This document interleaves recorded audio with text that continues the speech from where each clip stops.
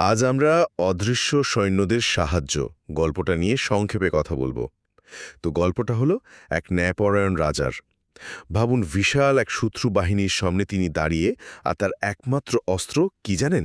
অটুট বিশ্বাস।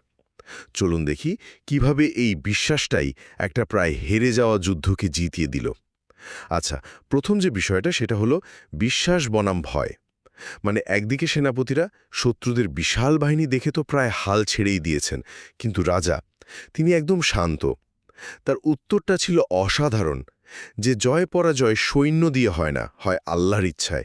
আর ঠিক এখানে গল্পের মূল ব্যাপারটা পরিষ্কার হয়ে যায়। বিশ্বাসের শক্তিটাই আসল। এরপর দ্বিতীয়ত, প্রার্থনার শক্তি।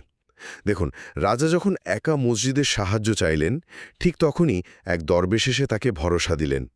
বললেন যে আপনারা একা যুদ্ধ করবেন না। মানে বোঝাই যাচ্ছে যে আন্তরিক প্রার্থনা করলে তার ফল পাওয়া যায়। আর সবশেষে সেই অদৃশ্য সাহায্য। যুদ্ধের ময়দানে হঠাৎ করে কি হলো জানেন? বিশাল এক বালুঝড় উঠল, আর তার সাথে শোনা যেতে লাগল অদৃশ্য এক সেনাবাহিনীর ঘোড়ার আওয়াজ। শত্রুরা তো ভয়েই সব অস্ত্র ফেলে পালিয়ে গেল। এটাই কিন্তু গল্পের মূল চমক। সাহায্য সবসময় চোখে দেখা যায় না। তাহলে গল্পটা থেকে আমরা কি শিখলাম?